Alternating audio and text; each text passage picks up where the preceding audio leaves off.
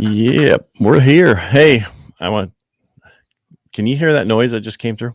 Did you hear No. that? Okay. No. Yeah, it's like I've been trying to get my computer to stop making noise when I do these, and so I put it on like where you don't on the computer used to be like do not disturb, and I wouldn't get in, but I'd still get my stuff on my phone. Now they're so connected with all this Apple stuff. I turn it off on the computer, my phone gets turned off, both my phones get turned off, and people are like, I'm trying to get a hold of you. No, I don't hear anything. All right, well, everybody else is hearing us talk. Anyway, so we're doing a live kind of just quickly like a market update. We're going to talk about, we've been seeing some stuff. Is it still a good time to sell? Is, price? I actually saw a thing yesterday. Are prices going down? There's a lot of information out there that's not proper information. So I thought we'd do a quick live about that kind of stuff. So let's start with the real estate side, and then I'll get into the mortgage side. We'll go back and forth. But what do you think? How's the market doing for sellers? The market is really strong. It's definitely a seller's market. We still have a big inventory problem. So it's always a great time to sell.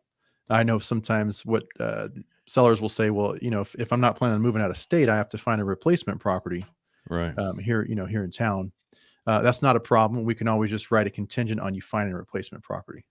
And even if someone decides they want to sell and move out of state, it's pretty easy. What we do as far as a realtor on this end is we try and find you one at the place you're landing, and that way they can show you homes when you show up there.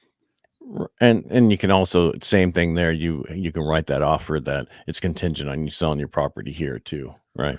Correct. And a lot of times, say you're going to write an offer on a property in another state, they're going to see that your house is actually in contract before they accept your offer. So it can move pretty quick where that you say, I found a house over here, say in Tennessee, and we want to write an offer, but they're not going to accept it until they see we're in contract.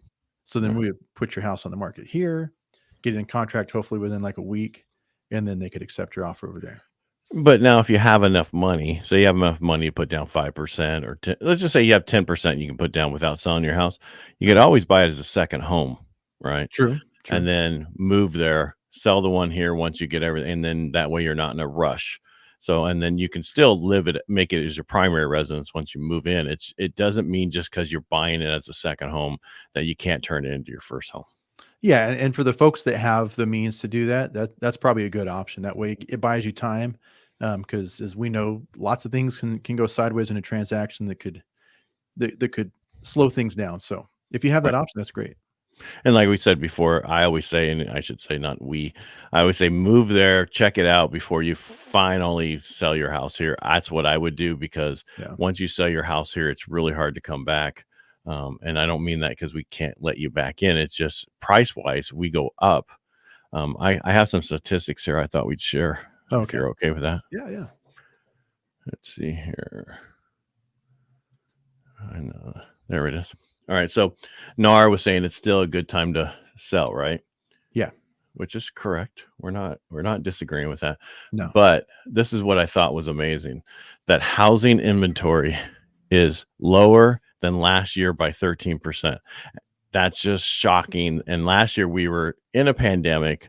Yes, people were moving around trying to get to certain places, but there was hardly any inventory at that time also, right?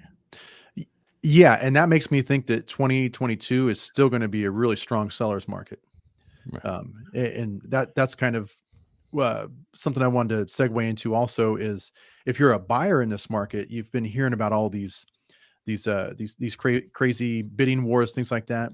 We're not seeing as many of those right now. Things could change, but a lot of times people say, well, what do I have to do to write an offer that's going to get accepted? Because after you write 5, 6, 7 offers and they all get rejected, they're saying, okay, what's the secret to it? And really the secret is writing as clean an offer as possible. So basically in a seller's market, you can't ask for anything.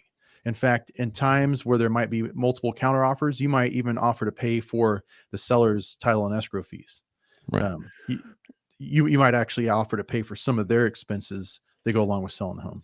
Right. And I know there's a couple title companies that is in our local ones that a lot of people use, that if you're going to do that, I know how to get it cheaper. So where you're only paying the same amount you would have if you're the buyer anyway. So we can talk about that offline. But I had they actually did a show with me a while back, a live, regarding escrow and title fees, because Unfortunately, the other big companies they couldn't do it because they said their attorneys wouldn't let them. Yeah, But the one thing the one thing you need to do is stay in the game, right? absolutely. You were talking about a lot of people are saying, I'm getting bid out. I don't want to keep writing offers. Great. A lot of people are feeling the same way. And a lot of people are like, I'm going to wait until this bus, or I'm going to wait for this. So now is the time to get in here, because a lot of people are like, I'm tired. I want to wait. I want to see where this is going. All this is going to be doing is going up still for a while. I mean, inventory's down, 13%. That means, again, not enough homes, correct, for people to buy.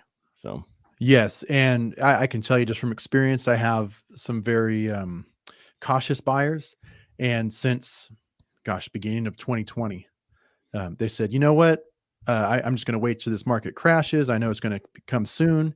And here we are, almost at the end of 2021, and they're still renting an apartment and they haven't bought a house yet. And right. prices only continue to go up. And if they continue to go up as projected, then median house price in the next 4 years, I think, is supposed to be around like 417. Right. Right now it's 352 median and this is nationwide. This isn't just Yeah. here locally. So, I mean, nationwide homes are up in the last year 13%. Places in California, if you're not up 18%, San Diego's 28%. I think we're up 20%. I mean, it's just ridiculous. Yeah. Homes on the market only 17 days. Again, these are nationwide numbers. This is NAR. This is not just local. And the reason I'm showing this is normally these numbers are bigger, right? It's on the market for much longer. The appreciation is much lower nationwide, and we're seeing huge numbers. So there you go. Sellers are receiving an average of 3.7 offers now, where before they were, on average was probably 10 offers. Right. Yeah. When like you said, that's national average, because Right. around here, any house that's in the median price range, actually, agent that's in my office, she had one about a month ago that had 27 offers. Wow. Yeah. Yeah, we were looking at those yesterday, and she's like, well, I can finally shred these, because back everything up digitally. But yeah, 27 offers. I thought it might be a new record. Well, that was what was the price point on that one? It was $395. Yeah. So right there, the FHA, everything, Yeah. It was good for everything. Right. Yeah, everybody looked at it too. Everyone wanted it. Probably was a clean home. So. Oh yeah. It was super cute. Yeah. So, I mean, go ahead. I was gonna say, how about from the lending side? Well, this week, our actual rates at the end of the week are actually better than they are from the beginning of the week, which was good. So they're improving. Here's an example. I'm thinking everybody's saying rates are up. This is up. I just quoted a guy for a VA, and I'm not going to get in the APR. I'm just going to say, but I was surprised it was under 2.5 for a 30-year. Yeah. Wow. Still, and he didn't have amazing, and that was with no points, no, fees, all that kind of stuff. So it's APR. If it was 2.5, it's probably going to be 2.57 when we're done. It's real cheap. So, I mean, it's still a great time. People are hearing, even refinancing. A lot of people are like, well, rates are up, I can't refinance. Well, most people who need to refinance right now need to refinance to pay off debt.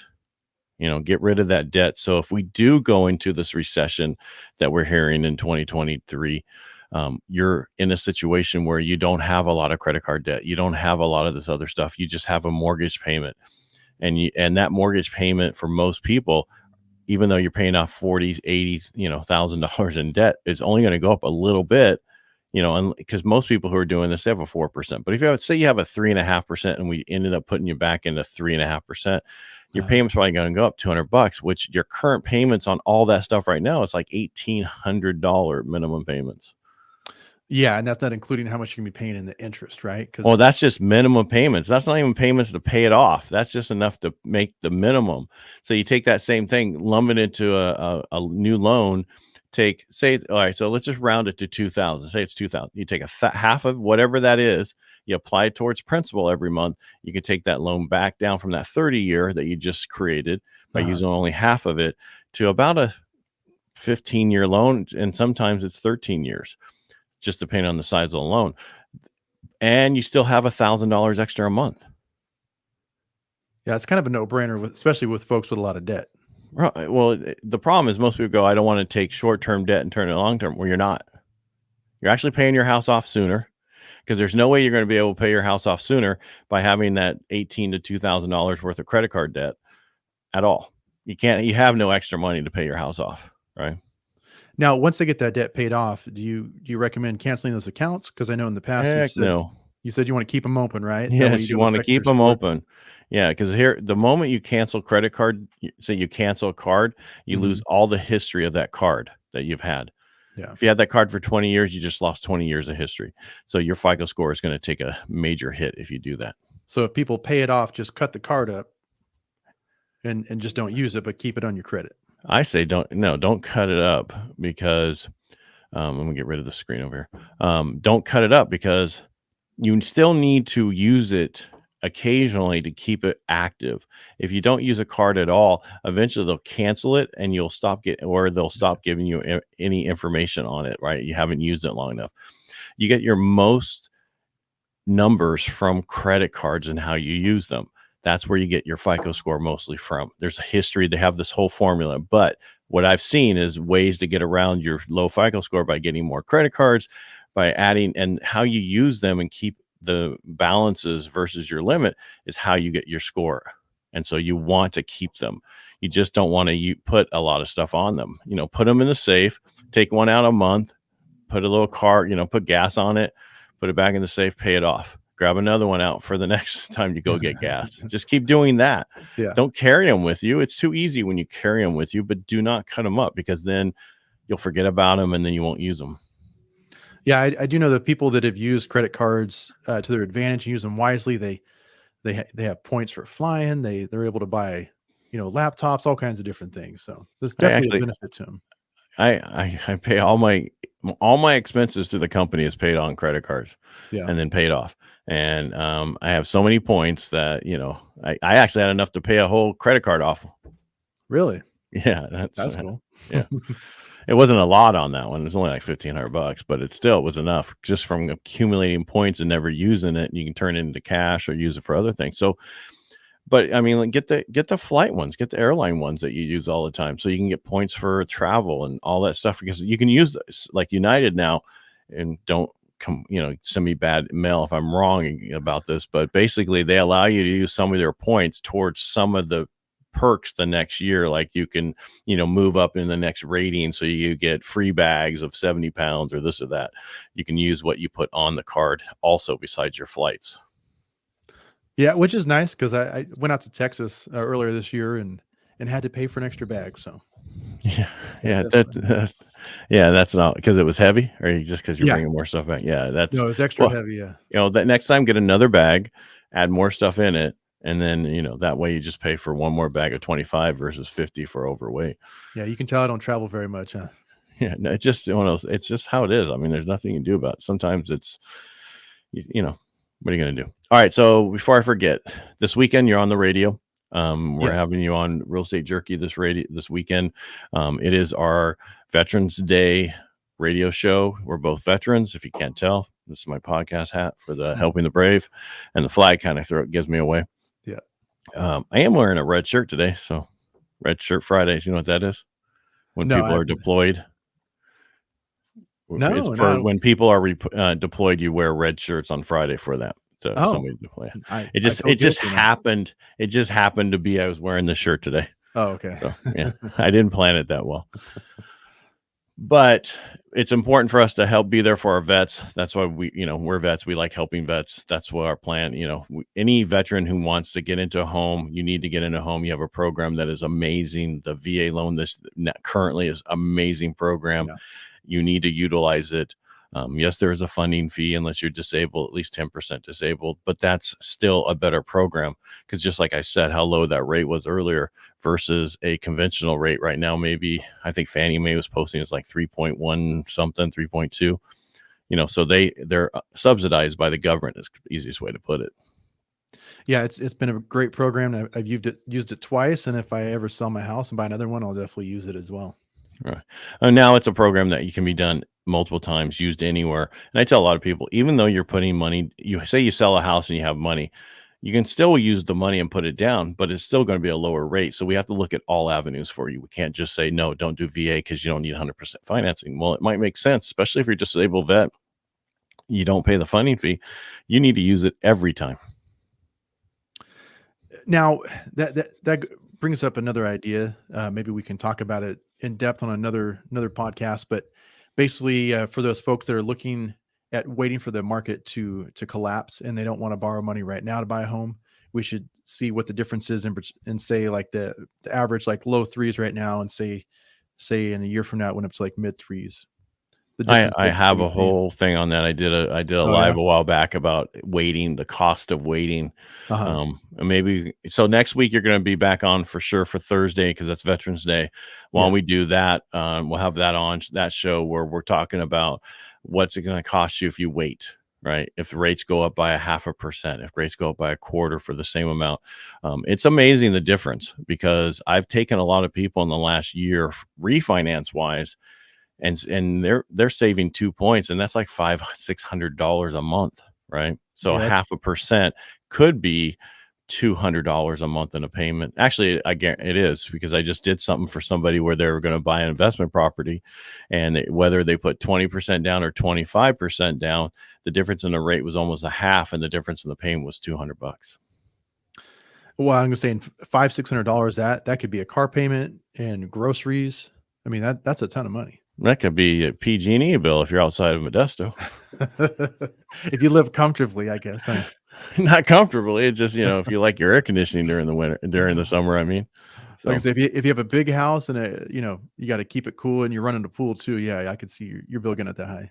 yeah, that's why, I mean, and I didn't realize we had the solar guy on that, you know, MID and TID, they don't give you any money back for solar. So it makes no sense to do solar in our area. Yeah, I know there was like select programs for farmers, but other than that, yeah, I don't think there's any subsidies. No, that's PG&E. And if you have PG&E there, some of those other ones, those are the ones you want to go to get the solar, but you got to get it before January because everything's changing, and they can go back and watch that live. Yeah. Yeah. All right. I'm good. Anything else you want to add before we go? No, just if anyone has any questions, just give us a call. Ed is obviously, the expert in lending. And if you have any real estate questions, just give me a call. What's the easiest way to go? What's your phone number, Robert? Yeah. Phone number is 209-550-1087. All right. And then, as everybody possibly know, mine's 209-404-1915, 404-1915.